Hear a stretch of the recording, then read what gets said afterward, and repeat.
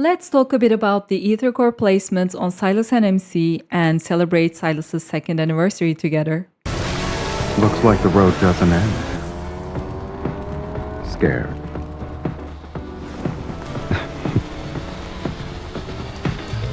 Let's keep going until we're the only ones left.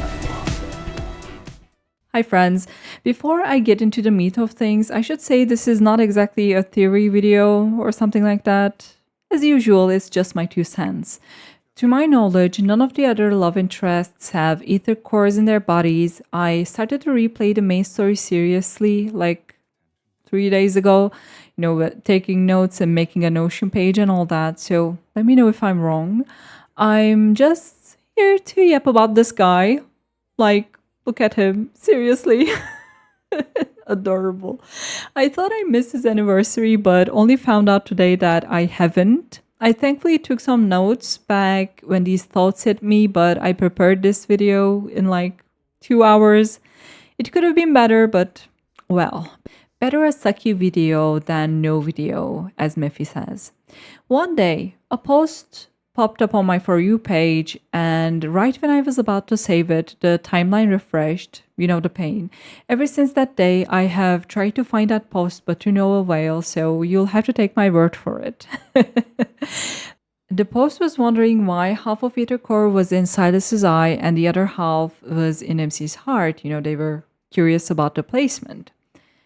I was perplexed. For me, these placements always made sense. It was super obvious. So at first, I couldn't understand why they would even ask such a question. But in hindsight, I guess it was culturally motivated on my part. So here I am sharing my thoughts and celebrating Sylus's anniversary with you. Apologies, boss man, for the low quality video that doesn't suit your black Acme card. FC might have the authority and means to throw that huge birthday event in the M109 zone, but some of us have to make do with dodgy CapCut edited videos. May your benevolent heart have mercy on this poor player. As I've said in a previous video, I'm a West Asian, and where I'm from, the way you look at others is believed to have an effect on them. I'm sure you've seen this evil eye symbol before, probably on jewelry or among your emojis on your phone. We call it Nazar Bonju, and it's believed to work as an amulet that protects the person from the malevolent gazes of others, from their envy. People either hang this on their walls, wear it as a piece of jewelry, or attach it to the clothes of newborn babies, for example. Or, kind of unrelated, but doing fortune telling from the coffee grounds is a fun pastime activity, and a bubble that appears on the cup is considered an, again, evil eye, and people tend to pop it to get rid of bad luck. Now, these are all superstitious beliefs, of course, or just customs that belong to the region and have been practiced by the locals ever since. However, the reason why eyes and seeing are so central is that they are seen as our windows to the world even before speech or behavior, and they convey what goes on in you or reflects your intentions, be it good or bad. In English, there's the idiom, eyes are windows to the soul, meaning one can see your intentions by looking into your eyes. But in our case, your intentions, thoughts, and emotions flow into the world through one's eyes and have power over it. There are also different ways of seeing others. You can look at someone with your eyes and perceive the surface level or what is visible to the eye, or you can look at someone with your heart and see beyond the material world, beyond the surface level. We actually have a word for this, gönül gözü, which literally translates to heart's eye. For example, when someone compliments someone else, let's say you pay me a compliment, say something related to my appearance specifically, and the common response that I would give you is, oh, it's your heart that's beautiful, meaning it's the kindness of your heart and your positive feelings with regards to me that make me seem beautiful in your eyes. So it's less about me and more about the way you look at me, the way you see me. And returning to Sylus, I wager that in order to manipulate the desire in others, he has to look into the other person's eyes, as we see in his introduction video. But the feelings and desires flow into him whether he wants to know about them or whether he looks into others' eyes or not.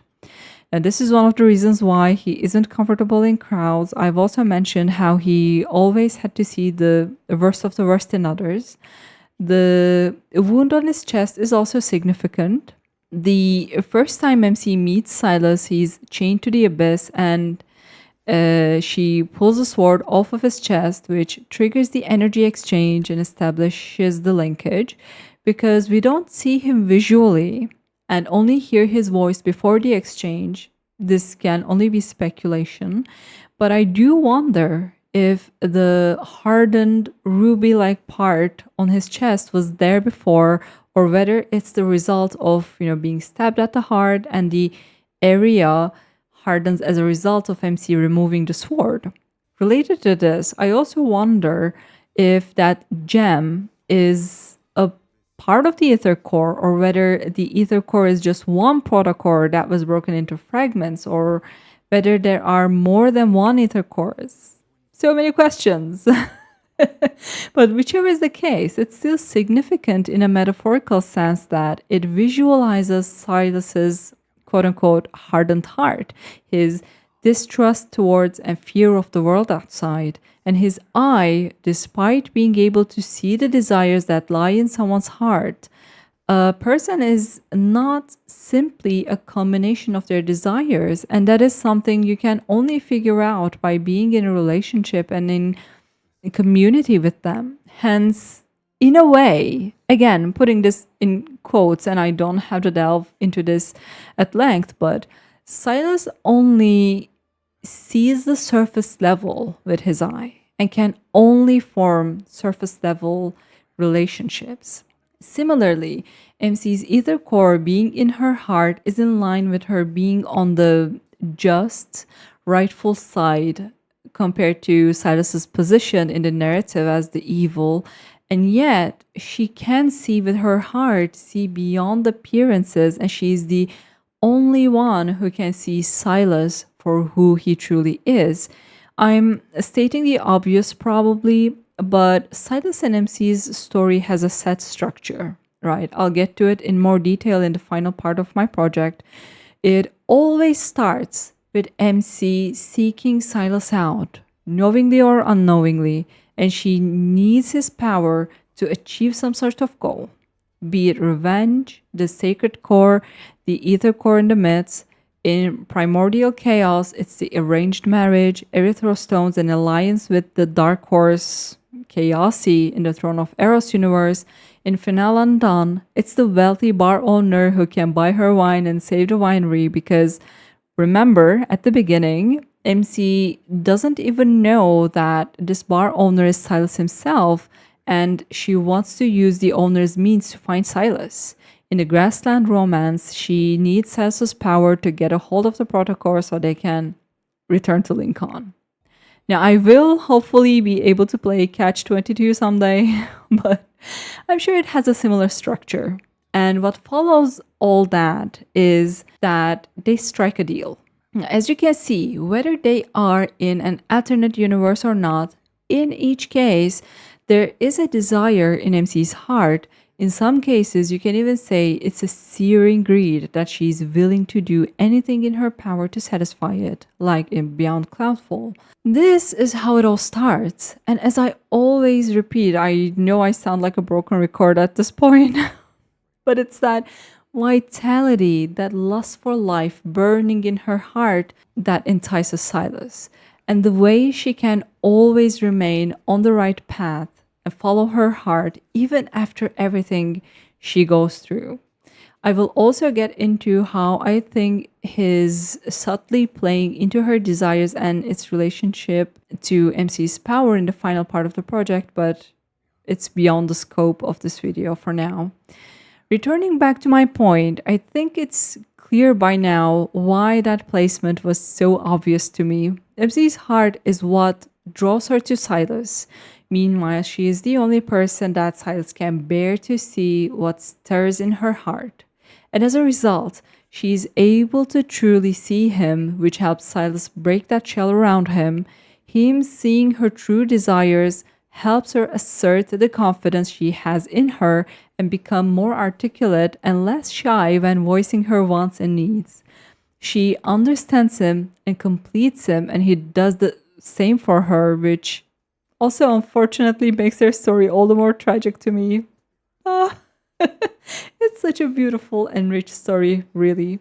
I have very recently celebrated my first anniversary of starting Love and Deep Space. I have to say, until the Silver Wing dropped, I was very normal, very casual about this game.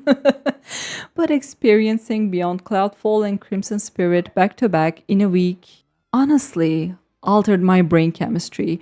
I never expected I'd be this invested in a game's lore, and never in my wildest dreams imagined myself doing stuff for YouTube, but the power of a white haired man, I guess. Thank you all so much for tuning in. I know this was a short video, but again, I just wanted to celebrate this anniversary. Hope this video was worth your time. Don't forget to check out my video essays if you're interested in my reading of Sylus. They're much more in depth and much longer. You can always reach out to me through my TikTok or store page, and see you around.